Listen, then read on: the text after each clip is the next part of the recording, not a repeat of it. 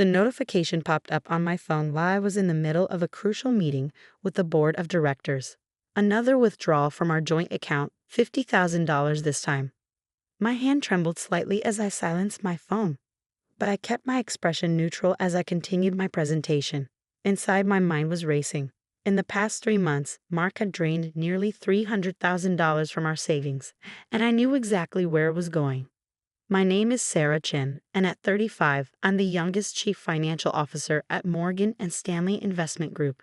I spent 15 years building my career from the ground up, working endless hours and sacrificing everything to get where I am.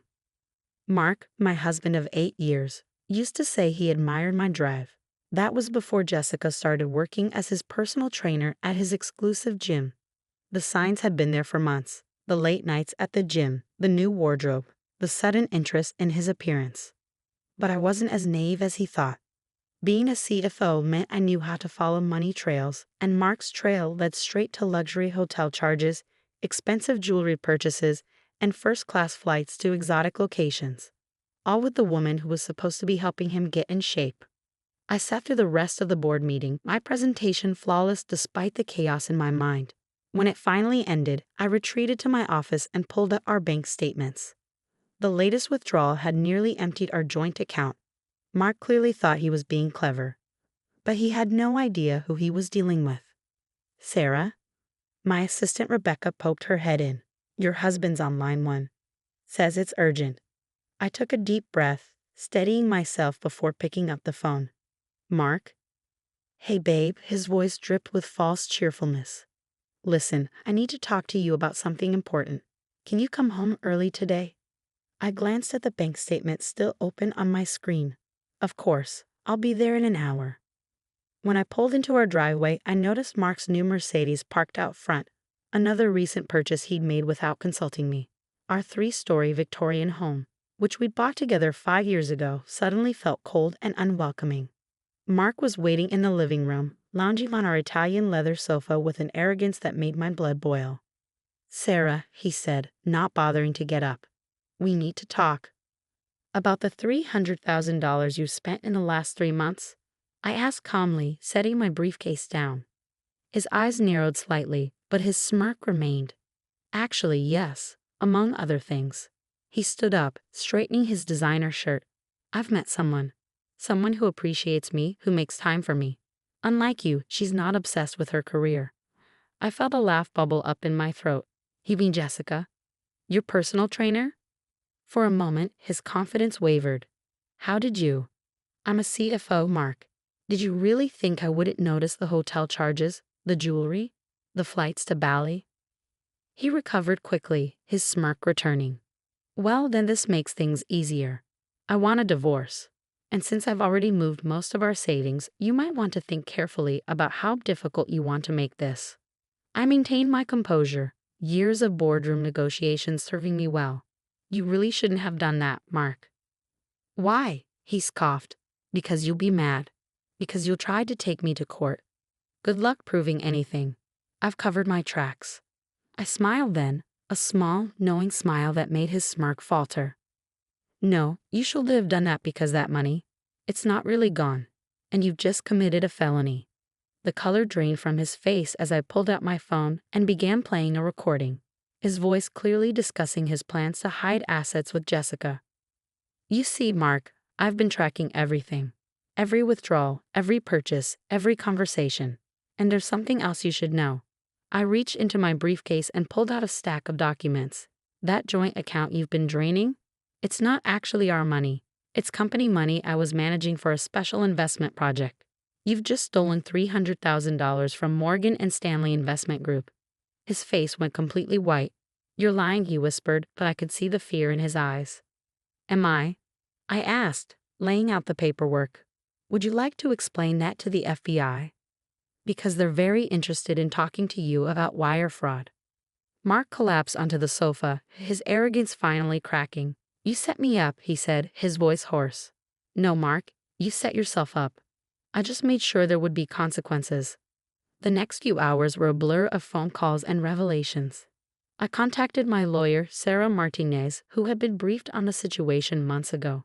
She arrived within the hour, armed with more documentation than Mark could comprehend.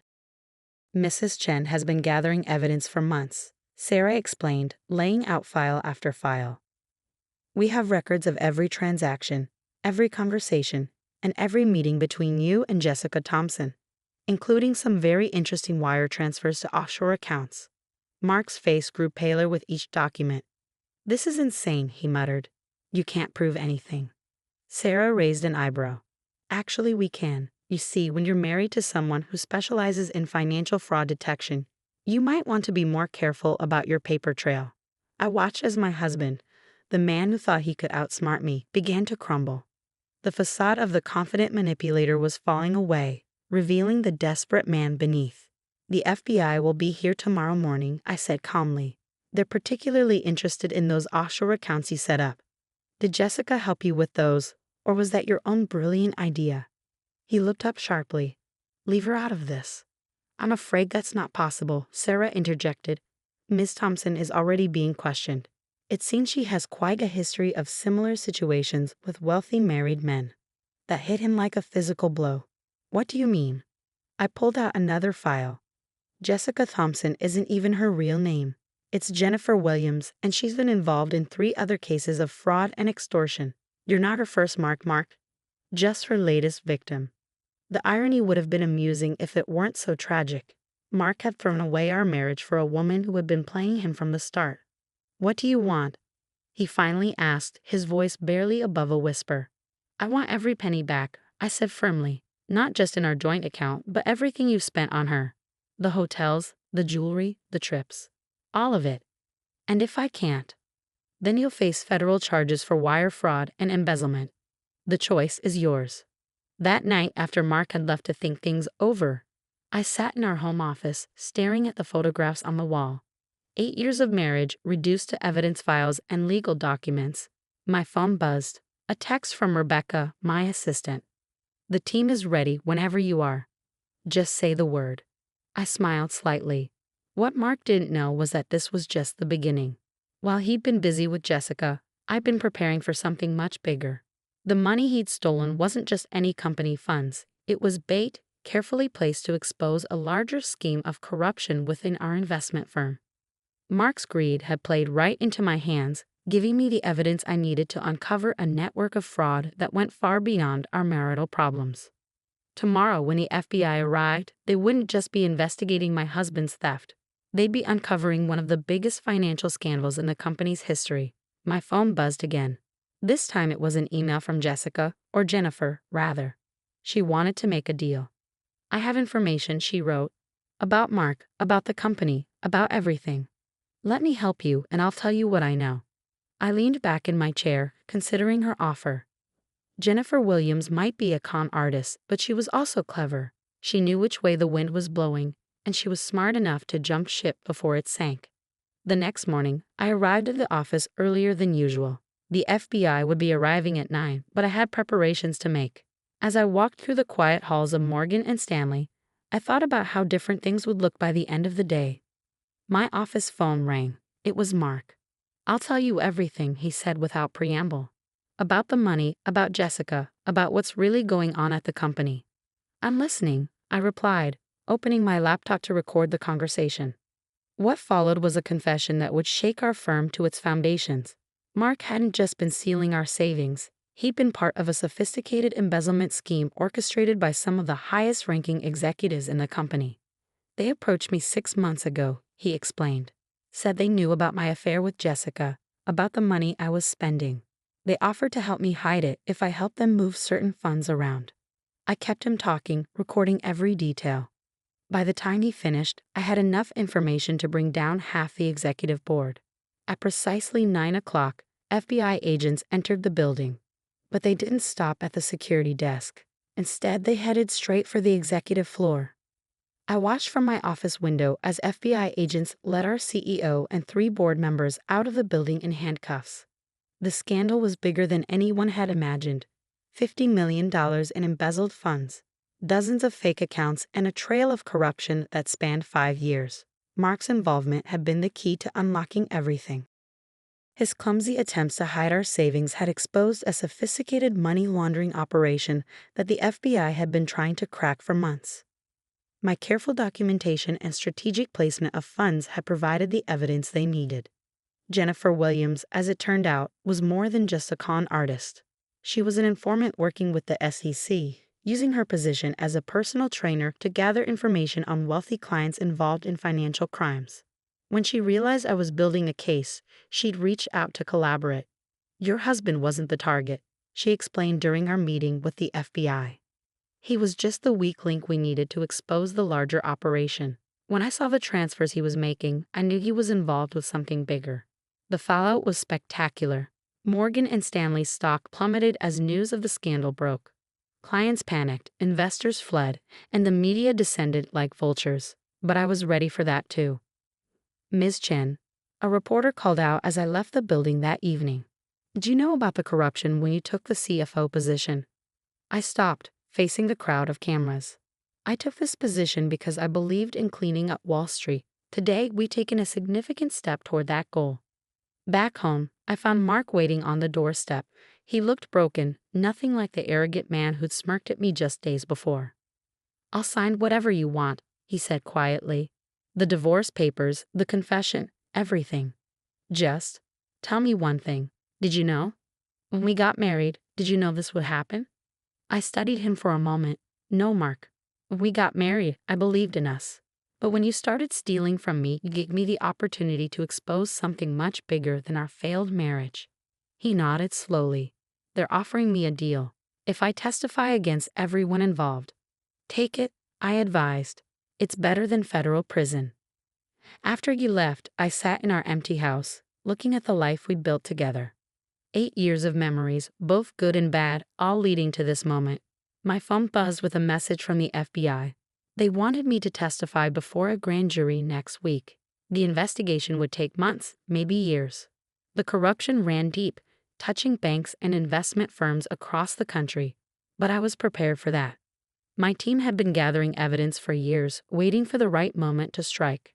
As I packed up Mark's things, I found an old photograph from our wedding day. We looked so happy, so full of hope for the future. I tucked it away in a box with other memories of a life I no longer recognized. 6 months later, I stood in court watching Mark testify against his former conspirators. The evidence was damning, detailed records of every transaction, every meeting, every phone call. The executives who had thought themselves untouchable were facing decades in prison. Jennifer Williams testified too, revealing how she'd worked with the SEC to build cases against corrupt financiers. Her testimony, combined with Mark's confession and my documentation, created an airtight case. The aftermath transformed Wall Street. New regulations were passed, oversight was increased, and a message was sent. No one was above the law. Morgan and Stanley underwent a complete restructuring, with me leading the effort to rebuild the company's reputation. Mark took his plea deal and served 2 years in a minimum security prison. The last time I saw him, he was being led away in handcuffs, looking back at me with a mixture of regret and admiration. "You really are brilliant," he said softly. I should have seen that instead of resenting it. I signed the divorce papers the day his sentence began. The house was sold, our assets divided, what was left of them. And our life together became nothing more than evidence in a historical case file. Years later, I received a letter from Mark, postmarked from Seattle where he'd moved after his release. "I understand now," he wrote. "What you did wasn't just about revenge or justice. It was about changing a broken system. I'm sorry I couldn't be the partner you deserved in that fight." I didn't reply. Some chapters are better left closed. Today, I run my own financial security consulting firm, helping companies identify and prevent fraud. The Morgan and Stanley case is studied in business schools as an example of how one person's determination can expose systemic corruption. Sometimes, when I'm teaching seminars about financial fraud detection, someone asks if I regret how everything unfolded. I think about Mark, about the life we might have had if he'd made different choices. But then I remember the changes we helped create, the reforms that protect thousands of investors, and I know it was worth it. The lesson wasn't just about money or betrayal. It was about standing up for what's right, even when it costs you everything you thought you wanted. Sometimes the biggest victories come from our greatest losses. Mark taught me that. Not by being a good husband, but by being the perfect example of how greed and arrogance can blind people to their own destruction. His attempt to steal our savings didn't just end our marriage, it helped me expose corruption that had stolen from thousands of people. In the end, that was worth more than any amount he could have taken from our account.